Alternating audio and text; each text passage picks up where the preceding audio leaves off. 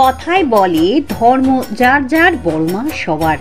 আর এই বার্তা নিয়ে দূর দূরান্ত দেশ বিদেশ থেকে হাজারে হাজারে লাখ লাখ মানুষ বড়মার কাছে ছুটে আসে।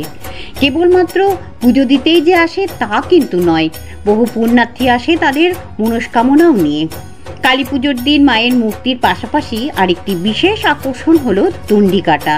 গঙ্গায় স্নান করে দণ্ডি কাটতে কাটতে বড়মার কাছে আসা এবং তাদের মনোকামনা পূরণের আর্জি জানানো। আরও বিস্তারিত জানতে চোখ রাখুন আমার বাংলার পর্দায়।